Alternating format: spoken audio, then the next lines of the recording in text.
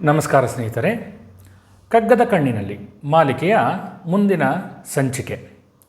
ಈ ಸಂಚಿಕೆಯಲ್ಲಿ ತಾಮಸಿಕ ಗುಣಲಕ್ಷಣಗಳ ಕೆಲವು ಶ್ಲೋಕಗಳನ್ನು ಹಾಗೂ ಕಗ್ಗಗಳನ್ನು ಆಯ್ದುಕೊಂಡಿದ್ದೇವೆ.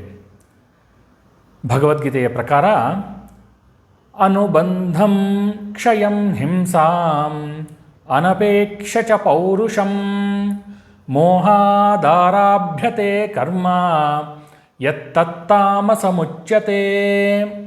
ಯಾವ ಕರ್ಮವು ಪರಿಣಾಮವನ್ನು, ಹಾನಿಯನ್ನು, ಹಿಂಸೆಯನ್ನು ಮತ್ತು ಸಾಮರ್ಥ್ಯವನ್ನು ವಿಚಾರಿಸದೆ ಕೇವಲ ಮೋಹ ಮತ್ತು ಅಜ್ಞಾನದಿಂದ ಪ್ರಾರಂಭಿಸಲಾಗುತ್ತದೆಯೋ ಆ ಕರ್ಮವನ್ನು ತಾಮಸಿಕ ಕರ್ಮ ಅಂತ ಹೇಳಲಾಗುತ್ತದೆ. ಹೀಗೆ ಕಗ್ಗದಲ್ಲಿ ಇದನ್ನು ಹೇಳುವುದಾದರೆ, ಕಗ್ಗದಲ್ಲಿರುವಂತಹ ಸಮನಾದ, ಸಮಾನಾಂತರವಾದ ಅಥವಾ ಉತ್ತರವಾದ ಕಗ್ಗಗಳನ್ನು ಆಯ್ದುಕೊಂಡಿದ್ದೇವೆ. ಅದರಲ್ಲಿ ಹೇರಾಳು ಮೂಟೆಗೂಲಿಯ ಬೇಡಿ ಹೆಗಲೊಡ್ಡಿ ಭಾರವನು ನಾಲ್ಕು ಮಾರೊಯ್ದಷ್ಟರೊಳಗೆ ದೂರವಿನ್ನೆಷ್ಟೆನುತ ಆತುರಿಪನ್ ಅದನಿಳಿಸೆ ಕಾರುಬಾರುಗಳಷ್ಟೆ ಮಂಕುತಿಮ್ಮ. ಒಬ್ಬ ಮೂಟೆ ಹೊರುವಂತಹ ಕೆಲಸಗಾರ ತಾನು ಮೂಟೆಯನ್ನು ಹೊರ್ತೀನಿ ಅಂತ ಹೇಳಿ ಹೆಗಲ ಮೇಲೆ ಹೊತ್ಕೊಂಡು ಒಂದು 4 ಮಾರುದ್ದ ಹೋಗೋದ್ರೊಳಗೆ ಇನ್ನೂ ಎಷ್ಟು ದೂರ ಹೋಗಬೇಕು ಅಂತ ಮೂಟೆಯನ್ನು ಅಲ್ಲೇ ಕೆಳಗೆ ಇಳಿಸಿ ಕೆಲಸವನ್ನು ಪೂರ್ಣ ಮಾಡದೆ ಹೋಗುತ್ತಾನೆ. ಹೀಗೆ ನಾವು ಮಾಡುವ ಕೆಲಸಗಳೆಲ್ಲವೂ ಪೂರ್ತಿಯಾಗಿ ಕೊನೆಗೊಳ್ಳುವುದಿಲ್ಲ. ಆತುರದಲ್ಲಿ ಆರಂಭಿಸಿ ಅರ್ಧದಲ್ಲಿ ಕೈ ಬಿಡುವುದು ಬಹುತೇಕ ಜನರ ಅಭ್ಯಾಸ. ಒಂದು ಕೆಲಸವನ್ನು ಮಾಡಬೇಕಾದರೆ ಅದರ ಸಾಧಕ ಬಾಧಕಗಳನ್ನು ಚೆನ್ನಾಗಿ ಆಲೋಚಿಸಿ ನಂತರ ಆರಂಭಿಸಿದರೆ ಅದು ಪೂರ್ಣವಾಗುತ್ತದೆ. ಹಾಗೆ ಮತ್ತೊಂದು ಕಗ್ಗ. ಹೆಸರೆಂದು ನೀ ಬಸವಳಿವುದೇ ಕೈಯ ಕಸದೊಳಗೆ ಕಸವಾಗಿ ಹೋಹನೆಲೆ ನೀನು ಮುಸುಕಲೀ ಧರೆಯ ಮರೆವೆನ್ನನ್ ಎನ್ನುತ್ತ ಬೇಡು ಮಿಸುಕದಿರು ಮಣ್ಣಿನಲ್ಲಿ ಮಂಕುತಿಮ್ಮ. ಹೆಸರು ಅಂತ ಏತಕ್ಕಾಗಿ ನೀನು ಮೈಮರೆತು ಕೊರಗುವೆ? ಒಂದಲ್ಲ ಒಂದು ದಿನ ನೀನು ಜಗತ್ತಿನ ಕಸದೊಳಗೆ ಕಸವಾಗಿ ನಿನ್ನ ಇರುವಿಕೆಯ ಕುರುಹೇ ಇಲ್ಲದಂತೆ ಹೊರಟು ಹೋಗುತ್ತೀಯ. ಅದರ ಬದಲು ಈ ಜಗತ್ತಿನ ಮರೆವು ನನ್ನನ್ನು ಮುಸುಕಿ ಜಗತ್ತು ನನ್ನನ್ನು ಮರೆಯುವಂತಾಗಲಿ ಎಂದು ದೇವರನ್ನು ಬೇಡಿಕೋ. ಸತ್ತು ಮಣ್ಣಿನಲ್ಲಿ ಮಲಗಿರುವಾಗ ಅದರ ಯೋಚನೆ ನನಗೆ ಇರದಿರುವಂತೆ ಮಾಡು.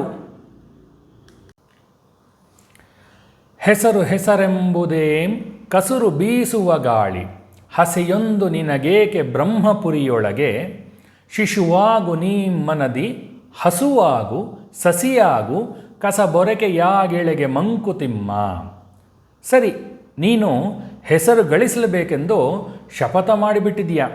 ಹಾಗಿದ್ದರೆ ಹೆಸರು ಏನೆಂಬುದರ ವ್ಯಾಖ್ಯಾನವನ್ನು ಸ್ವಲ್ಪ ಕೇಳು. ಅದು ಒಂದು ಕಶ್ಮಲವನ್ನು ತುಂಬಿದ ಬೀಸುಗಾಳಿ. ಈ ಜಗತ್ತಿನಲ್ಲಿ ನಿನಗೆ ಒಂದು ಹಸೆಮಣೆ ಹಾಕಿ ಮರ್ಯಾದೆ ಯಾಕೆ ಮಾಡಬೇಕು? ನಿನ್ನ ಮನಸ್ಸಿನಲ್ಲಿ ನೀನು ಮುಗ್ಧ, ನಿಷ್ಕಲ್ಮಶ ಮಗುವಿನಂತಾಗಬೇಕು. ಹಸುವಿನ ತರಹ ಸಾಧು ಪ್ರಾಣಿಯಾಗಬೇಕು. ಜಗತ್ತಿಗೆ ಉಪಯೋಗವಾಗುವಂತಹ ಸಸಿಯಾಗಬೇಕು. ಅಥವಾ ಕಡೆಗೆ ಈ ಜಗತ್ತಿನ ಕಸವನ್ನೆತ್ತಿ ಶುಚಿ ಮಾಡುವ ಕಸಬೊರಕೆಯಾಗಬೇಕು. ಮುಂದಿನ ಕಗ್ಗ. ಸಿರಿ ಮಾತ್ರಕ್ಕೇನಲ್ಲ ಪೆಣ್ಮಾತ್ರಕ್ಕೇನಲ್ಲ ಕರುಬಿಜನ ಕೆಸರು ದಾರಿಯಲಿ ಸಾಗುವುದು, ಬಿರುವ ಗಳಿಸಲಿಕೆ ಸೆಪ ಹೆಸರ ಪಸರಿಸಲೆ ಸೆಪ ದುರಿತಗಳಿಗೆ ಎಣೆಯುಂಟೆ ಮಂಕುತಿಮ್ಮ. ಮನುಷ್ಯನು ಹೊಟ್ಟೆ ಕಿಚ್ಚಿನಿಂದ ರಾಜಮಾರ್ಗವನ್ನು ಬಿಟ್ಟು ಸಲ್ಲದ ಕೆಸರು ಹಾದಿಯನ್ನು ಹಿಡಿಯಲು ಬೇಕಾದಷ್ಟ ಕಾರಣಗಳಿವೆ. ಹಾಗೆಯೇ ಜನರು ಸಿರಿ ಸಂಪತ್ತುಗಳಿಗೆ ಅಥವಾ ಹೆಂಡಿಗೋಸ್ಕರ ಮಾತ್ರ ಅಡ್ಡದಾರಿಗಳನ್ನು ಹಿಡಿಯುವುದಿಲ್ಲ. ಜಗತ್ತಿನಲ್ಲಿ ಬಿರುದುಗಳನ್ನು ಗಳಿಸಲಿಕ್ಕಾಗಿ ಮತ್ತು ತಮ್ಮ ಹೆಸರನ್ನು ಹರಡುವುದಕ್ಕಾಗಿ ಅವರು ಮಾಡುವ ಪಾಪ ಕಾರ್ಯಗಳಿಗೆ ಸಮನಾದದ್ದು ಯಾವುದೂ ಇಲ್ಲ. ಎದ್ದೆದ್ದು ಬೀಳುತ್ತಿಹೆ ಗುದ್ದಾಡಿ ಸೋಲುತಿಹೆ ಗದ್ದಲವ ತುಂಬಿ ಪ್ರಸಿದ್ಧನಾಗುತಿಹೆ ಉದ್ಧರಿಸುವೆನು ಜಗವನೆನ್ನುತಿಹ ಸಖನೆ ನಿನ್ನುದ್ಧಾರವೆಷ್ಟಾಯಿತು ಮಂಕುತಿಮ್ಮ. ಎದ್ದು ಎದ್ದು ಮತ್ತೆ ಮತ್ತೆ ಬೀಳ್ತಾ ಇದ್ಯಾ, ಕಣದಲ್ಲಿ ಗುದ್ದಾಟಗಳನ್ನು ಮಾಡಿ ಸೋಲ್ತಾ ಇದ್ಯಾ, ಗದ್ದಲಗಳನ್ನು ಮಾಡಿ ಪ್ರಸಿದ್ಧನೂ ಆಗ್ತಾ ಇದೆಯಾ. ಜಗತ್ತನ್ನು ನಾನು ಮೇಲಕ್ಕೆತ್ತಿ ಉದ್ಧಾರ ಮಾಡುವೆನೆಂದು ಹೇಳಿಕೊಳ್ಳುತ್ತಿರುವ ನನ್ನ ಸ್ನೇಹಿತನೇ, ಈ ಗಲಾಟೆಗಳಲ್ಲಿ ನಿನ್ನ ಉದ್ಧಾರ ಎಷ್ಟಾಯಿತು ಎನ್ನುವ ಲೆಕ್ಕ ಏನಾದರೂ ಇಟ್ಟಿದೆಯಾ?